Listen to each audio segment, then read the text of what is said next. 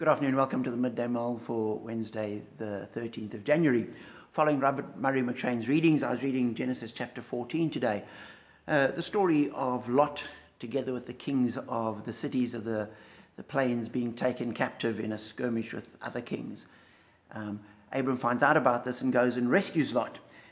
But then in verse 18, as he brings the people he's rescued back and restores them, we're told, then Melchizedek, king of Salem, brought out bread and wine.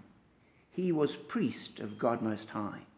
And he blessed Abram, saying, Blessed be Abram by God Most High, creator of heaven and earth.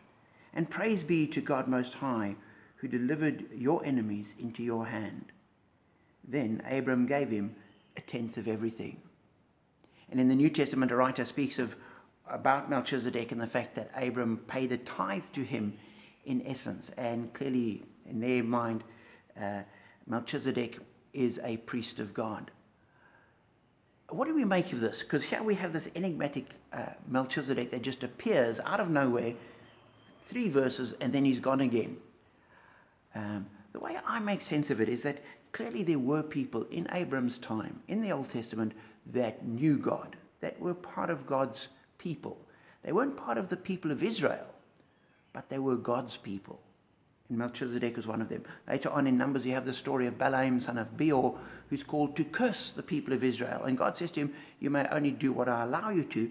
And he therefore blesses the people of Israel.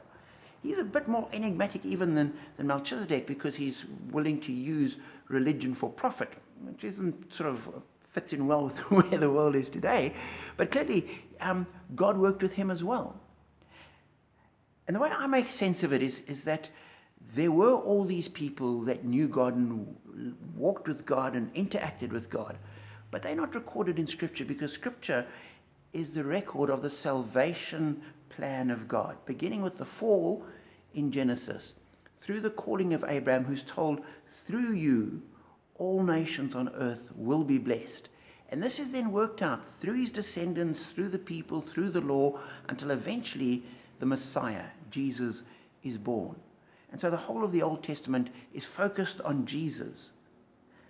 And it's not a story of every single person that was part of the people of God.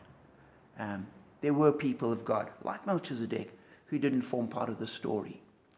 And I'm convinced that one day when we get to heaven, we're going to be surprised at the people we see there, people that are part of God's family that we would never have thought of.